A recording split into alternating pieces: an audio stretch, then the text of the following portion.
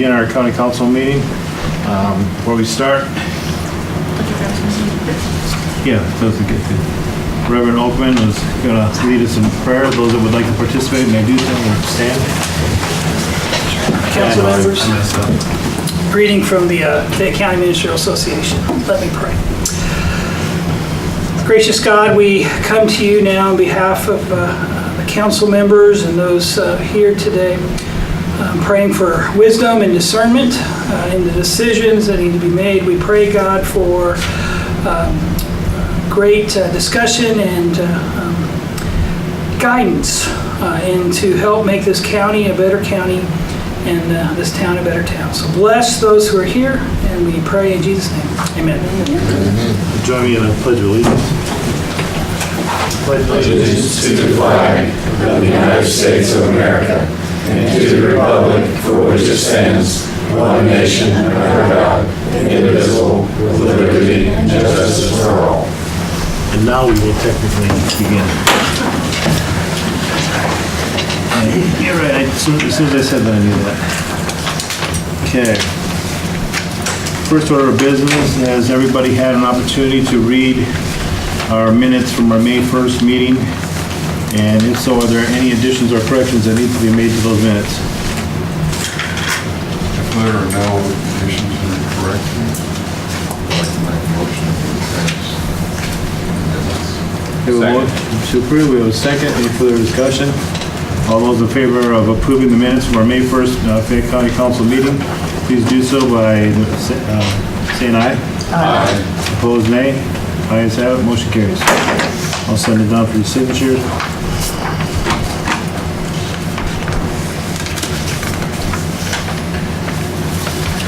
Is there any mail that anybody from the council received that they would like to share with the rest of the council? And I'm trying to turn on my phone because I always ask you to do that, and I forgot to do that. So if you haven't turned on your phone, please do so. There's no mail. Okay. Filling in for Mr. Judd is Council Attorney Ann Sanders. Ann, do you have anything to share with us? No, not at this time. Typically, the attorney sings some kind of a little ditty for us. Oh, really? Colin did not prepare me for that, Okay. so I'll pass this time. All right, no make problem. the minutes and everything.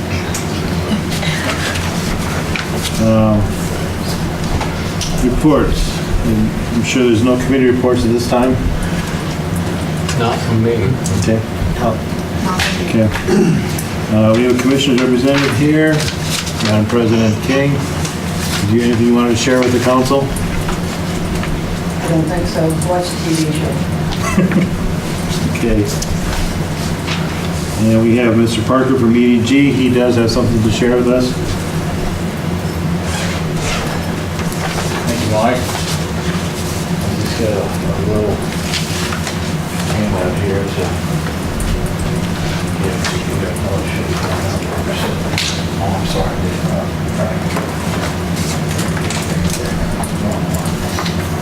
That looks that bad.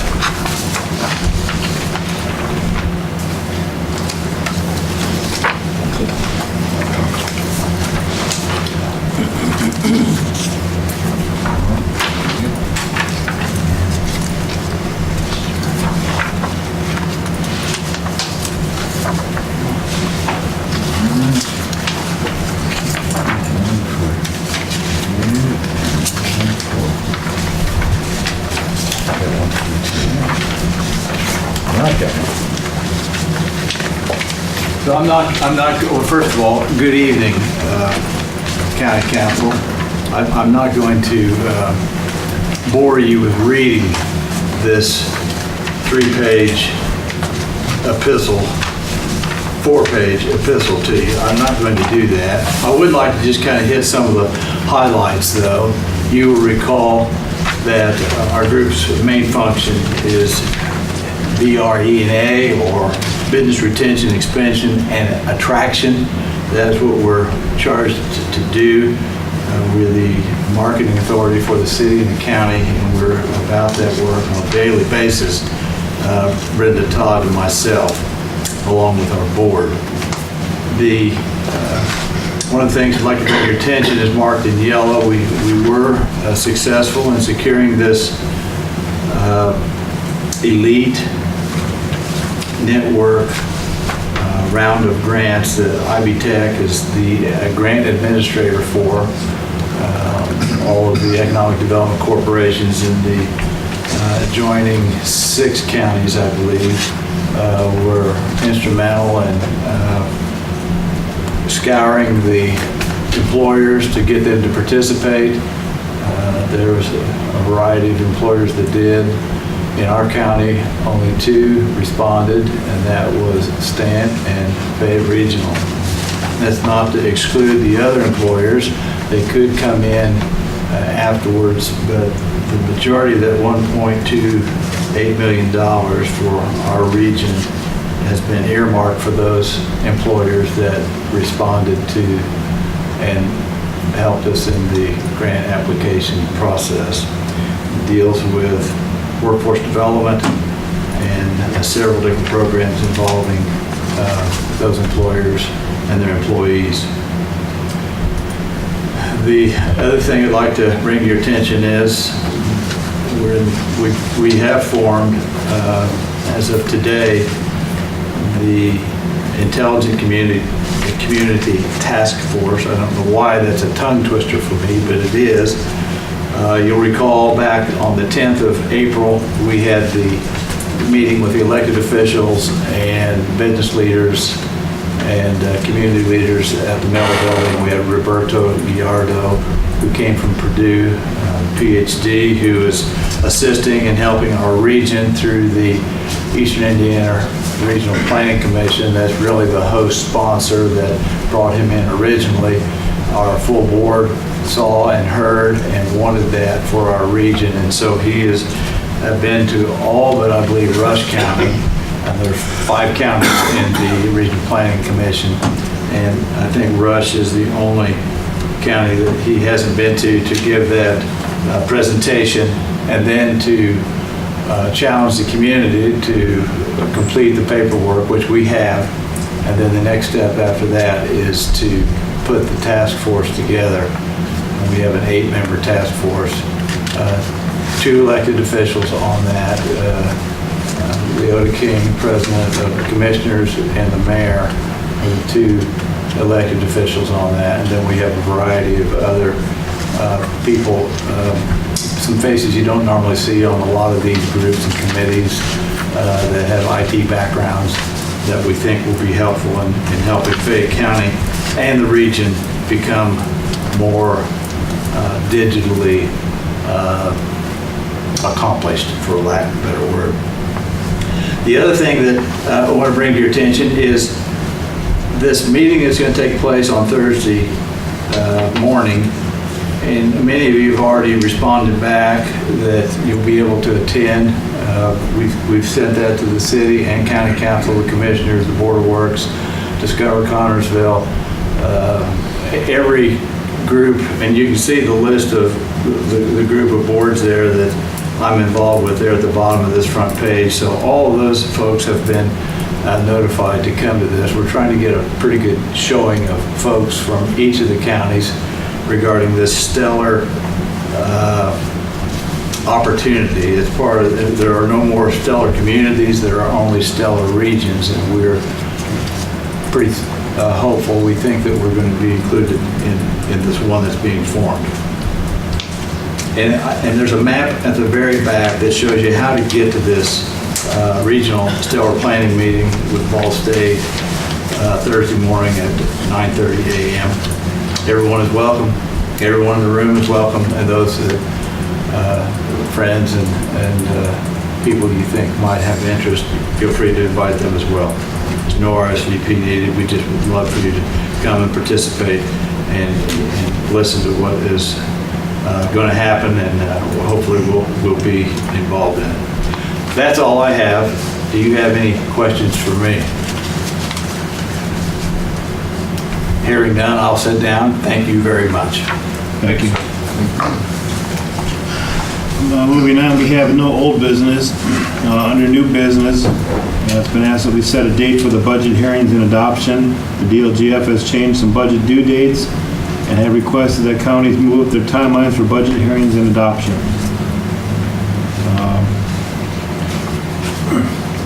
Jane and I talked a little bit just before the meeting started. We were kind of looking at some dates for budget hearings. Typically, we've tried to go with on the second week of August or so, or early on in August. That is when our first council meeting is on the 7th of August. So it's a little crazy there.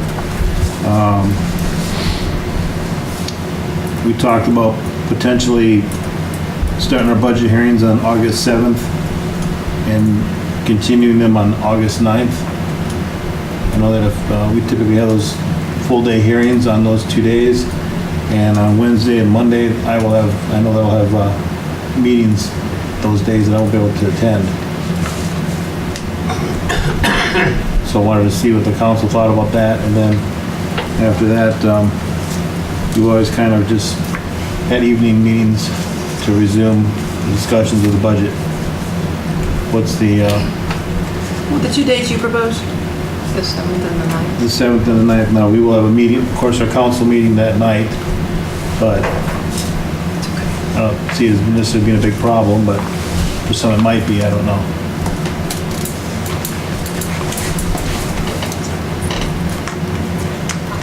Do we have to like vote on that? Because I'm fine with those dates. Me too. Well, we talk about it, I think we need to agree to it so that we can get that established. And then our adoption too, Jane, I don't know if you want to talk to that at all. You spoke to me a little bit about that. Typically, we've done that in October, but you'd like to see that more the latter part of September to get the adoption done. So let's get that moved up a little bit. I think the dates have been changed, like you said, by the DLGF, so I'll let you speak to that. Just the auditor's conference, and then I had a budget meeting with DLGF last Friday, and they moved up some of their deadlines from like what was the February 15th deadline now to December 31st. And so they're asking counties to try to finish their part of the budget sooner to enable DLGF to get the approvals and the 1782s out to all the counties sooner. So I would just like to see us move up our adoption hearing date by at least a couple of weeks, like rather than go mid-October like we've done the last few years, go with that either that last week or that third week of September for an adoption hearing. So the 25th or the 18th of September. Pardon me for asking a stupid question, but is there any reason why we can't do it in July? We can't start the She has- process until we've had our budget workshops. Right, and then you have to wait 10 days. Which is scheduled July 27th. We're one of the first ones that he's going to do this year, so. Frank, what the DOGF is politely saying is they want us to hurry up for their benefit. No, you mean the state is trying to, never mind. Well, that's what they're asking. Which shouldn't be a problem. Well, no, if we can get everyone to come to work, it wouldn't be a I problem. don't think we've had too much of a problem with that in the past. Well, we have had a habit of taking too many days off between sessions sometimes. Yeah, I am okay with the 7th. I think when you're faced with the luxury of waiting until the middle of October, you tend to take a little bit more time. If you have it looking at a deadline of the 18th to the 25th of September, you don't have that luxury, so you can't afford to take days off. So I think the table's been set, and we just have to deal with it. So my recommendation would be that to start on the 7th of August, recess the 8th, and then reconvene on the 9th. Those will be the 2 full days with the department heads. And then at the conclusion of the 9th, decide when we want to meet again. Obviously, we'll probably want to meet the following Monday on the 13th or something like that. I'll put that in motion form. Second. Okay? So as far as the budget hearings starting, we have a motion on the floor to convene them on August the 7th recess for the 8th, reconvene on the 9th. And after the 9th, we'll, the conclusion of those meetings, we'll discuss the time when we'll reconvene that meeting. Is there a second? I second it. Second, okay. Any further discussion? Yes. Are we tonight going to set a date for final adoption? Yes, I think we'll do it. That'll be the next step. We'll do that separately, okay? All those in favor, please signify by saying aye. Aye. Opposed, nay. Ayes have it, motion carries. Mike, did you say 9 AM? Typically, it's only started at 9. I did not say a time, but we would typically start at 9 a.m. Then you go to what, 4? Is that when the last one? Yeah. We'll probably follow pretty much the same schedule we have in the past. Okay, for the adoption.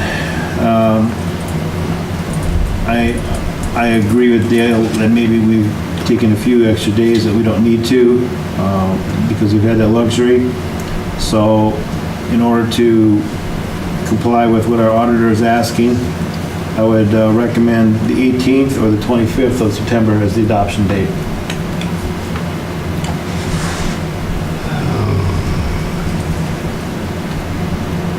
And that would be an evening meeting.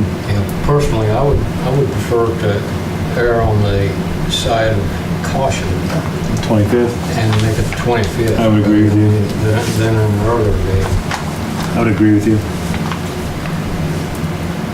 I'd like to make a motion that we set the 25th as the date for adoption. Okay? A second. And a second, any further discussion? So, we have a motion on the floor to set the adoption date for the 25th of September, it's beginning at 6 p.m. And it's been seconded. Any further discussion? If not, all those in favor, please signify by saying aye. Aye. Opposed, nay. Ayes have it, motion carries. So, are we in good graces now with our auditor? Yes.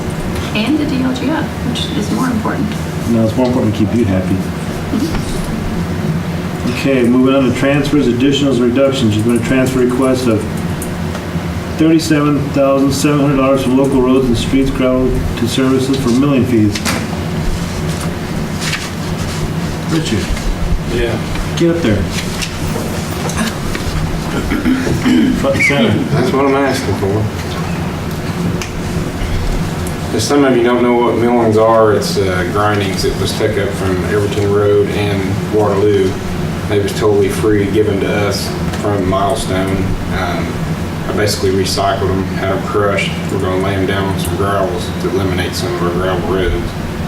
So that's why I'm asking for a transfer so I can pay for the crushing that we had done to the millings. Move to approve. Second. Make it too easy, huh? Motion to approve, and seconded. Any further discussion? All those in favor, please signify by saying aye. Aye. Opposed, nay. Ayes have it.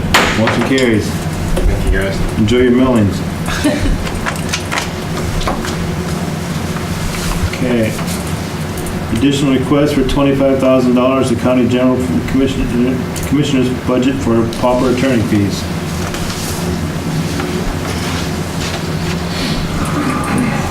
It's me again. Well, we've already been over this. It was just the timing of getting the legal notice out for it and everything. That's why I'm here. Well, I've already been through this with you before. This is not some other $25,000. This is the same $25,000 I've talked to you about the last two times you've met. We've already approved the person and a half, right? Yeah, So this is just the financial aspect of it. that's right. Okay. Nothing new here. So, we've already approved the people, so now we gotta approve the funding. Move to approve. Second. Okay, we have a motion to approve the $25,000 for the pauper attorney fees. It's been seconded. Any further discussion? If not, all those in favor, please signify by saying aye. Aye. Opposed, nay. Ayes have it, motion carries. I don't want to belabor the issue since that was the only thing I was officially on, but I do think I need to tell you that my court reporter gave her 2 weeks' notice yesterday. So that's the number 4 resignee. I've been judge 41 months now, 41 months and 5 days, and that's my fourth forthwith. So again, you know what I want to say. Same thing I say every time. Average lifespan of your people are 10 months. That's it, 10 months, that's my average. I have 3.5 employees. I've been judged 41 months and I've had 4 quits, so. And the same thing for my predecessor, and the same thing for the current judge in circuit, and the same thing for his predecessor. It's just not worth the stress. We know why. I mean, it's a countywide problem with just underfunded positions. Then as an added bonus, some of you may or may not know, I had my first certification audit meeting with Mr. Miller from State Court Administration for Drug Court last Tuesday, and everything went pretty well, I thought. And I was feverishly working, and still am, on getting a mountain of paperwork to him, and then suddenly yesterday, right after my court reporter quit, I get an email from him saying, "Nice to know you, sorry, I've resigned as well." So the person who was going to do the certification on the things I've been working at in the middle of the night around here is not, because he's not going to be working there. So what does that mean for delays possibly for certification or not? I do not know. So I just want to get out ahead on that if anyone, so I don't know. Maybe it'll just sail right through and there's a subordinate that can just step right into that, or I have no idea, but it can't be. It's not real smooth, okay? Because this is the time of the year with the way the grant cycle works, that all the new drug courts in the state are sending all this mountainous paperwork up there, which may be not coincidental to the fact that he wanted to quit now before that arrived. I don't know, but so that may be, maybe it'll, I don't know, maybe not, maybe. So it's an issue. And then we've got the money. We're gonna have a meeting with Michelle and I and Diana on getting all the account numbers and everything straightened out for the grant money that we did get. And so it'll all be ready to go. I'm very confident there won't be any problems there at all. So that's just informational. If I have any questions about any of that, you're welcome to. You know, obviously the paperwork, you can't predict the future, but when do you expect it to start?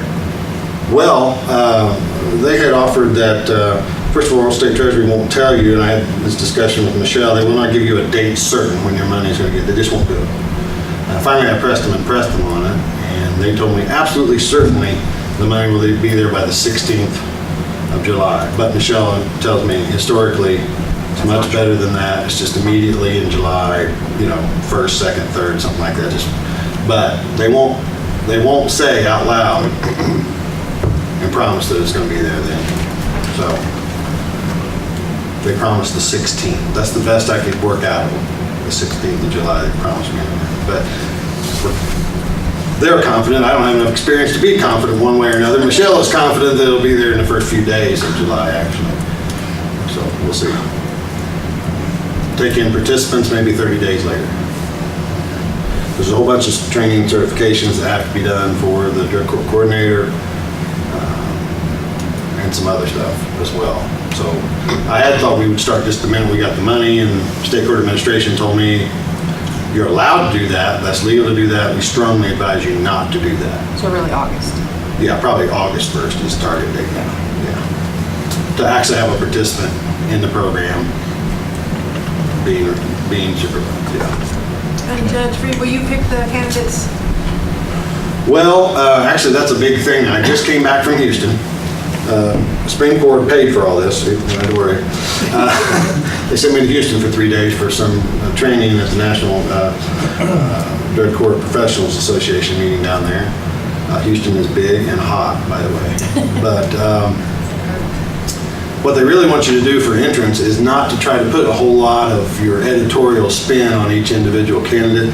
They want you to have a really stock set of requirements and absolute bars to admission, and then take the personality out of it and just see, do they meet the standard? Are they barred by the list of things that bar you? Are they positive on all the elements that you are looking for? They're trying to eliminate bias that way. So really, neither I nor the prosecutor nor anyone else is really supposed to editorialize too much about an individual personality based on our past dealings, with them. I don't know if I agree with that totally or not. Ms. Jones, not sure does like that too much, but they won't give you your money if you don't do what they say. So we're going to do what they say, okay? Our very best. That's where we're at on that. It's not going to be so much as just picking, digging through the assortment of candy and picking out the one with the nougat center, okay? They don't really want you doing that. You're just supposed to have a set of standards, and someone asks to be in, you just apply that person's history to the standards that are written. They have to be written standards, and if they qualify and you're not already full, they get in. That's the way it's supposed to work. So even if you don't like them, they meet the standards and you hate them, they get in. So is there a time issue, like someone has been in longer or less? Is there a time factor? Yeah, it's meant to be 18 months to 2 years. No, I mean from the pool that gets picked from. I guess I don't understand the question. It doesn't matter how long the inmate has been in, like would an inmate that's been in longer. Oh, well, we're wanting them to face felony levels of incarceration to be in the program. It's not a misdemeanor program. That's another requirement. They don't want you messing around with misdemeanors on this. Their theory is regular probation takes care of that. You're shooting for, again, they call that cherry picking. You pick someone who's, and you can make an argument to the contrary of that, get someone early on in the addiction before they're fully locked into a life of addiction and stop it before it starts. That's an argument. They're not buying that, okay? They call that cherry picking. So they want you to go for somebody that looks like Mission Impossible. Right? Okay. That's what they want you to do. So, no softballs. We're not playing softball, we're playing hardball. These guys are going to be the serious addicts. I would just like to say thank you for all your hours, and same with Michelle and Diana. Like, thank you for your work. No, I appreciate that. Thank you. I had nothing else official to say. I just want to let you know on some of my problems in life. Can I ask a question? Sure, yeah. Is this going to be a program where you're expecting the attorneys then to submit candidates? Sure, I mean, Is it going to be attorneys or probation officers or the all of the defendant above. themselves? E. Okay. The answer is E, all of the above. Okay. Right. But the standards are going to be published, as I Sure. said. So the attorneys are certainly clever enough to look at the standards and talk to their client and figure out before they waste everyone's time whether there's any point in submitting the person's name. If they're going to qualify or not, they should be able to tell on their own. But if it's a kind of iffy or there's a judgment call in there, you can go ahead and submit it, and then we'll put it to the board of advisory, the advisory board for drug court, which is already formed, and our members in the room. So I went through the process. I was a drug court public defender in Indianapolis, and I know it's a lengthy set of guidelines. So it's not. And they do let you have some fungibility on what you set for your guidelines. There's not a set standard. Certain things you can and cannot do, but it's not like they give you a piece of paper and said, this is the standards you have to use. And there's certain things you can do, certain things you can't. It has to do with civil rights, really, is what decides what gets on that criteria list or not. And you got to keep your dukes up because you don't want to get sued over preferential treatment or non-preferential treatment for someone for non-scientific empirical reasons. The facts that get them into or get them barred from participating in the program are not supposed to be based on personality conflicts and old grudges from like back when I was a prosecutor or things that's not supposed to weigh into the process. So you just got to do your best to forget all you know. Forgive and forget. Clean slate look for everybody. That's the way it's supposed to go down.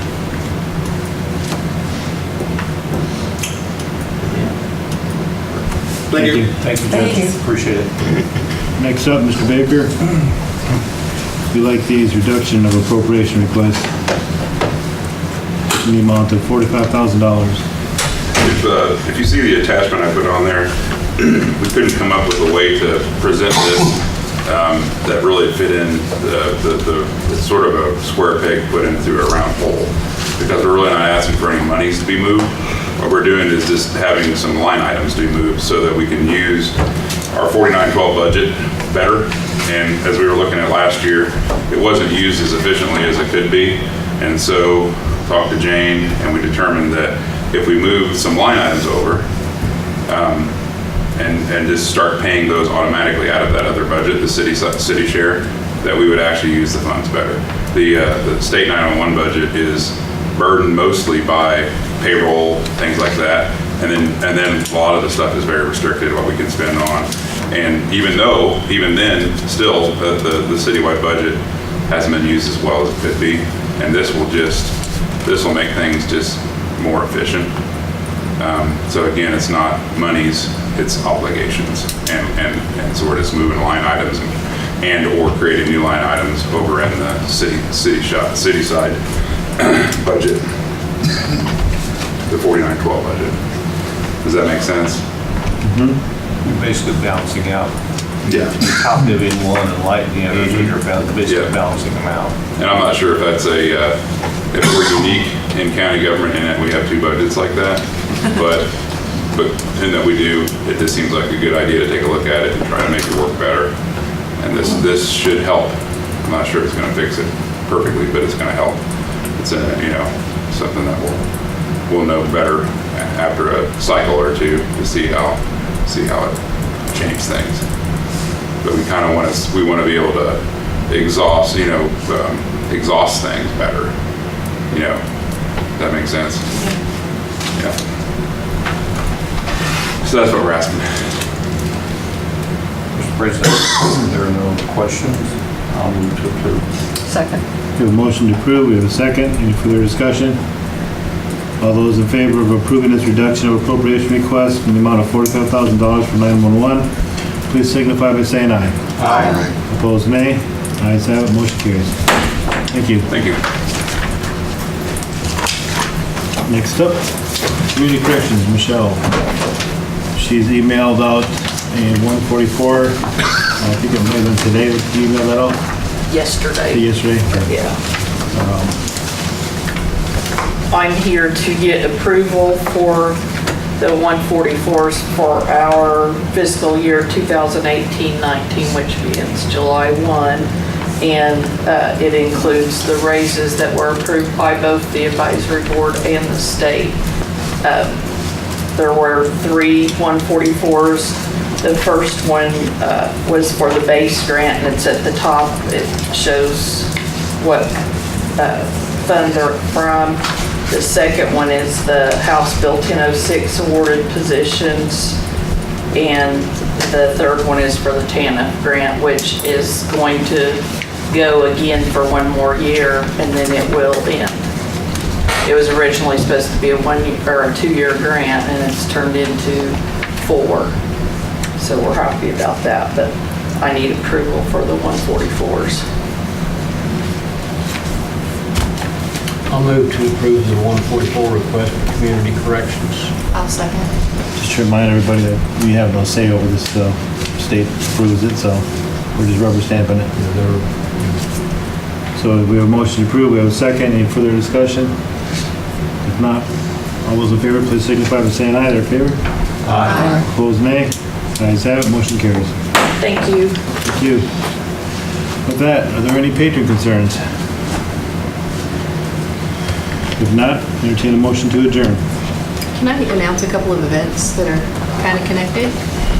Saturday is Dribble Over Drugs, and it's something that Sheriff Laughlin has been putting a lot of hours in. It's a 3-on-3 basketball tournament at our park, June 9th. That's this Saturday from 9 to 3 in the afternoon, and it's a great day. So if you're in the community and are out and about, please come out and support it. It's one of the best events that I got to be a part of last year. I'm just saying, it's a fantastic day. And then that evening is the Walk Out of Darkness, which is the suicide walk in the park also. It's also garage sale days in Fayette County, so. Thank you. Move to adjourn. Do a motion to adjourn? Seconded. All those in favor, signify by saying aye. Aye. Opposed, nay. Ayes have it, meeting adjourned.